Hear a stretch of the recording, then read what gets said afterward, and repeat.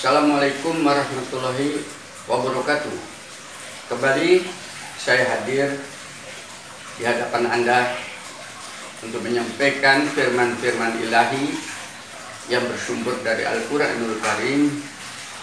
Semoga Anda bisa memahami dan dibukakan pintu hatinya untuk menerima masuknya cahaya ilahi ke dalam dada Anda ini tadi, sehingga Anda mudah paham apa yang saya sampaikan kali ini, yaitu berbicara menguraikan tentang apa sih makna Islam itu sesungguhnya, supaya Anda tidak gaptek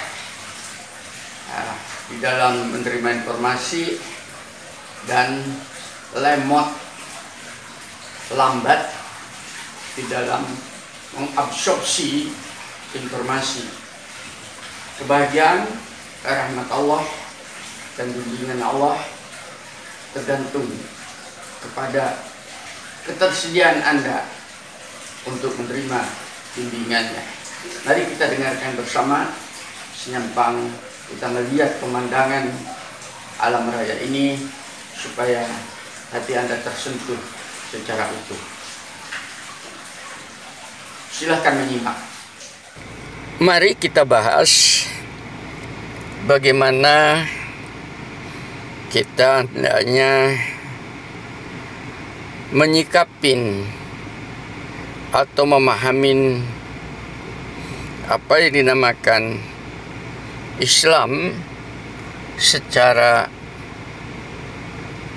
benar.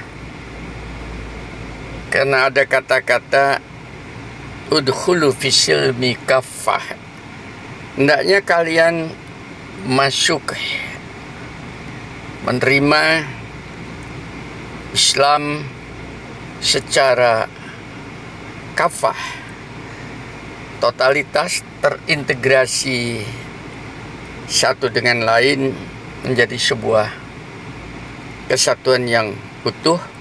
Jadi bukan hanya diambil bagian per bagian, karena Islam baru bisa dipahami, dimaknai, dan mewujudkan diri menjadi seorang Muslim yang Islami apabila diterima atau dijabarkan, diamalkan secara terintegrasi, terpadu satu dengan lain. Kita tahu kaum muslimin atau umat manusia yang memeluk Islam di dunia ini atau meyakini Islam sebagai konsep hidupnya, saat ini diperkirakan ada 2,24 miliar atau sekitar 30% daripada populasi dunia. Tentunya ini adalah sebuah angka yang cukup signifikan, sangat nyata apabila dilihat daripada sistem kepercayaan dibandingkan dengan pemeluk-pemeluk agama lain. Kata Islam itu sendiri berasal dari kata salm, yakni damai atau memiliki arti kedamaian. Dan kata-kata ini, Islam ini diambil langsung dari Al-Quran. Nanti Anda bisa lihat di dalam surat Al-Anfal surat ke-8 ayat 61.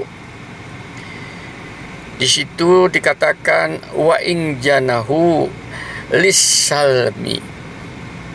Tetapi jika mereka itu condong kepada Islam, pada perdamaian, fajnah laha, maka terimalah, rangkulah mereka, jadikan saudara, wa tawakkal 'alallah, dan setelah itu bertawakal kepada Allah, serahkan segala urusannya kepada Allah. Innahu wasamiul alim, biar dia sendiri yang mendengar, yang mengetahui apa betul-betul orang itu telah berserah diri kepada konsep ilahi. Demikian lunak dan dia lembut tanpa kita ada pretensi negatif sama sekali. Sebetulnya kata-kata Islam itu sendiri merupakan bentuk kata kerja pada dasarnya, yaitu salimah atau selamat, yang mempunyai padanan banyak sekali. Artinya bisa saja dia adalah tunduk atau patuh, bisa berarti berserah diri, atau menyerahkan diri, atau memasrahkan diri, atau kita mengikuti, menunaikan, menyampaikan, atau kita sendiri masuk ke dalam kedamaian, keselamatan, atau kemurnian ajaran itu sendiri.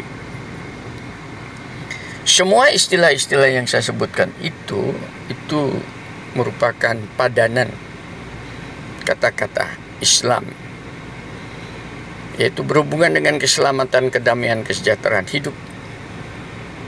Sehingga orang yang sudah berada di dalam umbrella itu dinamakan manusia-manusia yang sudah Islamik.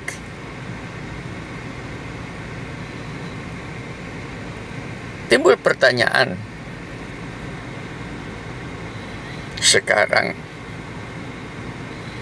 bagaimana bentuk operasionalnya atau bentuk operasi atau pengamalannya dari istilah itu?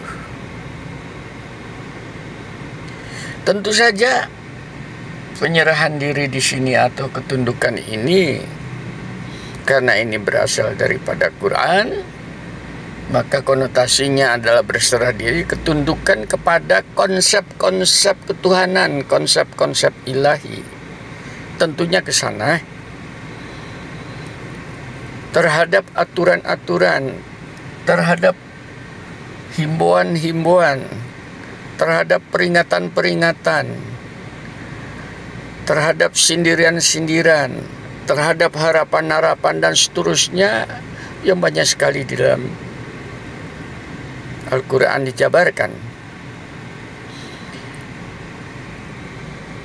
Mungkin untuk saya agak berbeda dengan penjabaran atau pemahaman kebanyakan.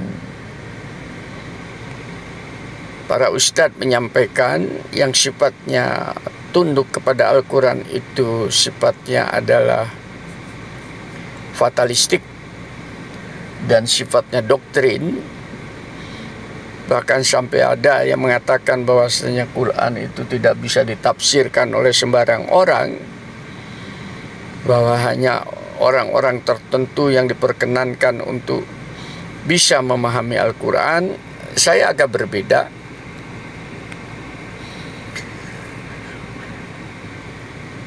Pemikiran saya adalah pemikiran rasional. Jika Al-Quran itu adalah dari Allah, maka pasti tujuannya adalah kebaikan, kebenaran, kesejahteraan bagi manusia yang mau mengadopsinya, dan pasti di dalamnya tidak pernah akan terjadi benturan nilai, dan pasti isinya tetap akan terkontrol oleh ilahi, tetap akan terjamin tentang originalitasnya. Maka hendaknya seorang Muslim tadi yang mengatakan yang sudah Islami itu tadi, apabila dia ingin mengikuti konsep-konsep Islami sebagaimana yang disebutkan di dalam Al-Quran itu, maka hendaknya dijadikan sebuah referensi untuk dikaji, dianalisa, dihayati, dan diamalkan serta digali dan digali terus, karena alam raya ini konsepnya adalah mengembang, maka pasti konsep Al-Quran ini juga konsep yang mengembang, bukan stagnan, bukan penjabaran hanya pada zaman kenabian, tapi menyongsong harapan masa depan. Harusnya seperti itu, sehingga siapapun punya hak untuk melakukan analisa, untuk melakukan pendalaman, untuk melakukan penjabaran, dan seterusnya. Lalu bagaimana bentuk fisik daripada seseorang yang sudah Islami itu, atau sudah memahami, atau sudah tunduk kepada apa yang dinamakan fisil mikafah itu? Yang pertama, pasti yang bersangkutan akan memegang Al-Quran sebagai referensi. Sementara yang lain, kitab-kitab lain atau referensi-referensi lain, itu dijadikan pengkayaan, pengembangan, atau penjabaran daripada isi Al-Quran itu sendiri.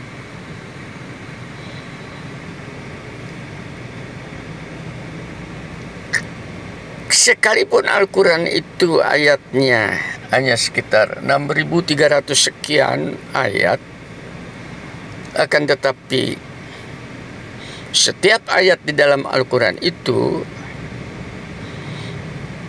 kalau mengikuti teori percikan air, water splash, pasti akan menghasilkan percikan-percikan pengetahuan-pengetahuan baru. Disitulah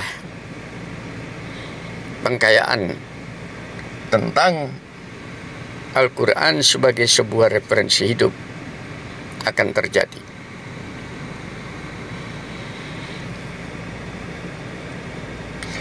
Dalam Al-Quran memang terdapat rujukan-rujukan yang mendaki orang melakukan ritus-ritus tertentu. Nah, rujukan yang berhubungan dengan ritus atau ritual-ritual tertentu inilah yang kemudian dijabarkan oleh Nabi Muhammad. Contohnya sholat, dijabarkan bagaimana tentang tata cara sholat. Contohnya haji, tentang tata cara haji. Contohnya puasa, tentang tata cara puasa. Contohnya perkawinan, contohnya kematian, dan sebagainya. Itu adalah ritual-ritual yang sudah ada padanannya, yang menurut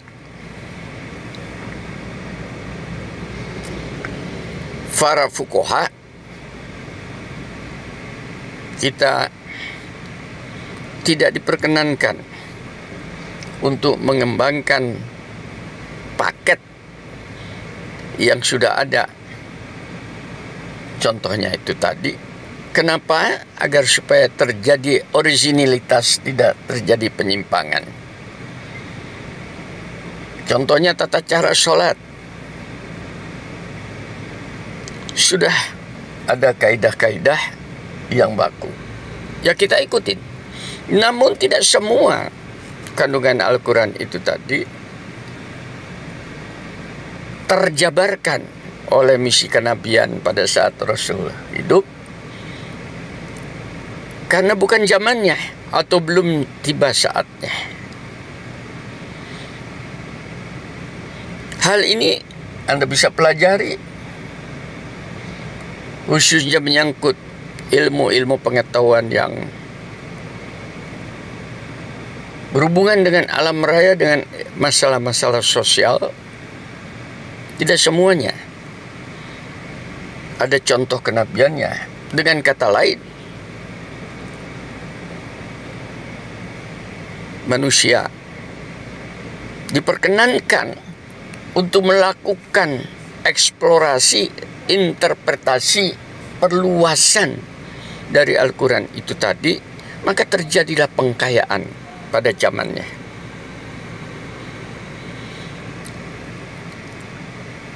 Sebagai sebuah contoh, zaman Nabi, agar supaya orang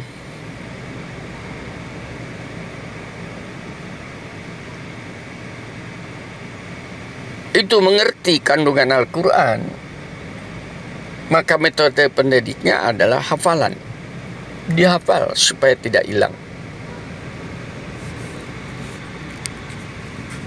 Dan penyampaiannya adalah melalui apa yang disebut mulut ke mulut, lesan ke lisan, maka dikenal dengan istilah dakwah. Dari rumah ke rumah, dari individu ke individu, dari masjid atau tempat ibadah ke tempat ibadah. Namun sekarang dengan majunya zaman, maka dakwah seperti itu tetap dia berjalan, akan tetapi diperkaya dengan metode-metode lain. Sekarang sudah mengenal apa yang dinamakan dengan mass media, sebagaimana yang saya lakukan sampai kepada Anda melalui teknologi program YouTube ini. Dan masih banyak tentunya yang tidak dilakukan pada zaman Nabi dan diperkenankan kita mengembangkannya sendiri.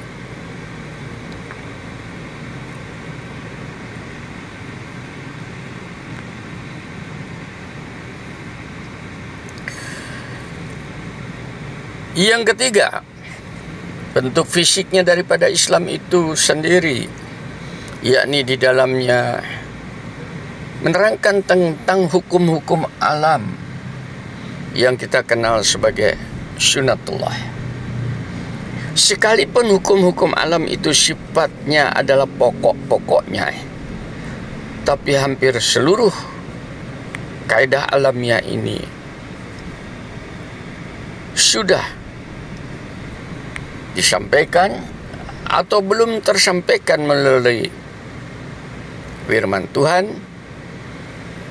Siapapun bisa melakukan eksplorasi terhadap hukum-hukum alam melalui riset.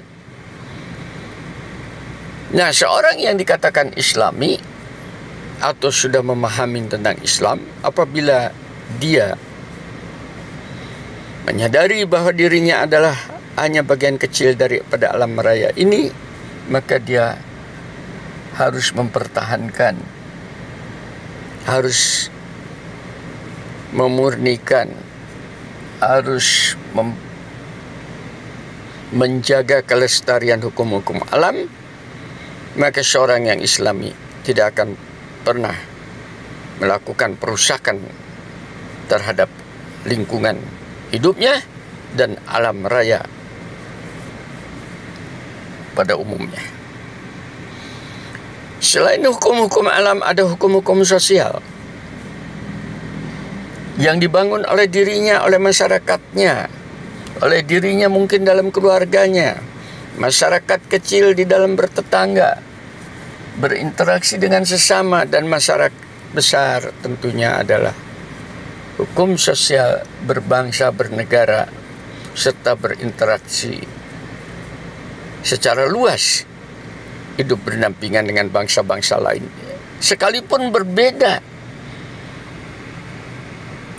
sistem keyakinan, berbeda budaya, berbeda bahasa, berbeda tabiat. Tapi seorang yang Islami, dia mampu memahami bahwa dia hanya bagian kecil daripada sistem sosial yang ada. Kalau dia cukup mempunyai konsep yang brilian,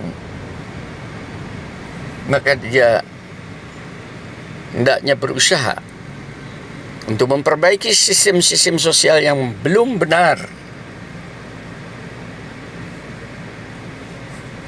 dengan cara-cara yang bijaksana, sehingga tidak terjadi konflik di dalam bermasyarakat. Itu bentuk visinya. Bisa saja seorang yang sudah Islami terpolusi oleh nilai-nilai non-Islami,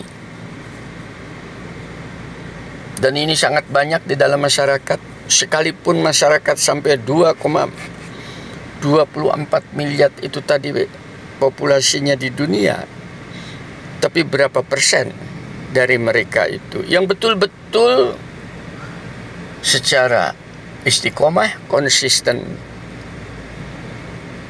menjabarkan, memanfaatkan Islam sebagai konsep hidupnya. Mayoritas tidak paham, mayoritas tidak mau, mayoritas menentang, dan mayoritas sekalipun dia mengaku sebagai seorang Muslim, pada dasar dia adalah kafir, munafik, dan menjadi penentang yang seru terhadap nilai-nilai Islami. Banyak di dalam masyarakat. Hal ini terjadi antara lain karena dia belum betul-betul paham di dalam mengamalkan konsep Quran. Satu contoh, dikiranya Al-Quran itu hanya mengajarkan sholat, peribadatan formal, sehingga kalau dia sudah melakukan itu seakan-akan dia sudah Islami dan dia sudah merasa suci dirinya. Padahal ajaran sholat hanya merupakan setitik kebaikan dan kebenaran yang disampaikan oleh firman untuk umat manusia seluruhnya. Tapi titik-titik lain begitu banyaknya yang sering sekali tidak dipahami. Yang kedua, bisa saja terjadi polusi, yaitu dia lebih cenderung untuk menteladanin pemimpin-pemimpin yang ada di sekitarnya sekalipun kufar.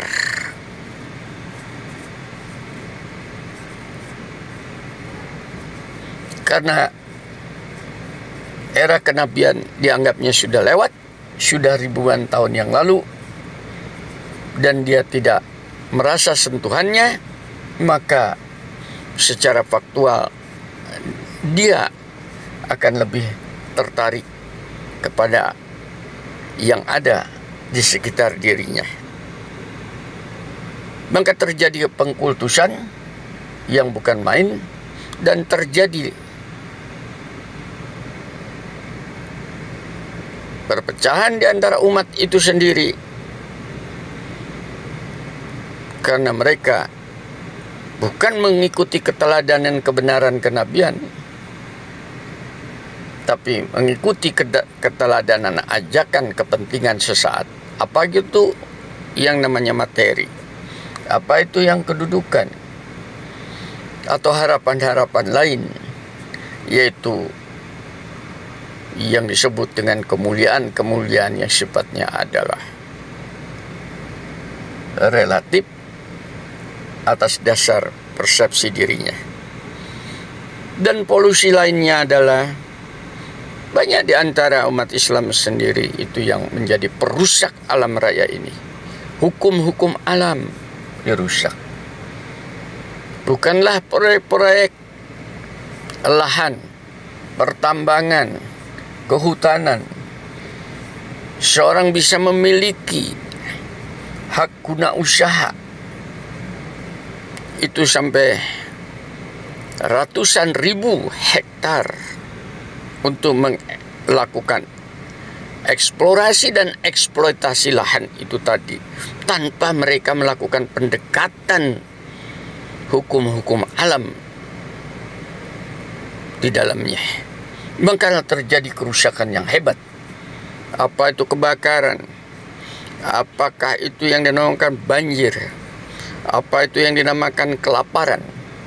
Apa itu meledaknya hama penyakit? Karena keseimbangan alam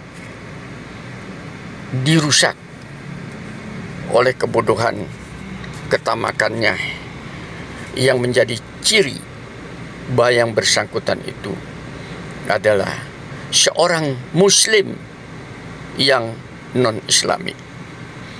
Apalagi di dalam problem sosial, kita bisa melihat orang-orang yang non-islami, bisa saja dia seorang muslim, akan tetapi perilakunya larangan-larangan ilahi tidak menyentuh hatinya. Kita bisa melihat di dalam sekitar kehidupan kita yang tidak perlu saya detilkan, dan itu menjadi jamak. Mudah-mudahan Anda yang mendengar tausiah saya ini bisa melakukan introspeksi. Apakah Anda seorang yang Islamik atau Anda seorang non-Islami? Pengertian Islami dan non-Islami dalam hal ini bukan agama,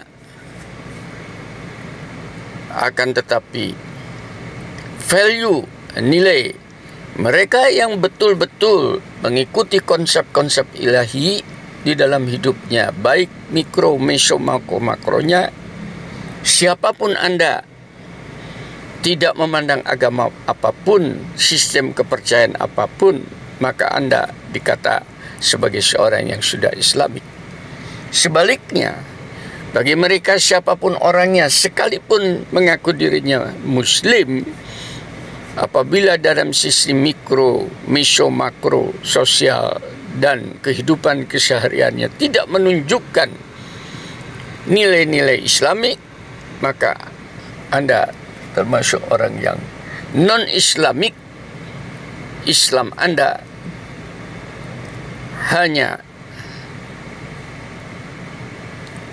administrasi semata, tidak dijiwai dan tidak menjadi perilaku sebagai mukhlisin lahuddin, orang yang mukhlis, menerima secara ikhlas seluruh konsep ad-din,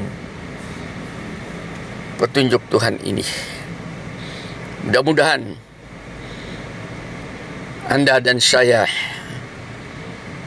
termasuk dibimbing oleh orang-orang yang mendapatkan petunjuk dan menjadi seorang Muslim yang Islamik sampai akhir hayat kita. Walhamdulillahirabbil alamin. Wassalamualaikum warahmatullahi wabarakatuh.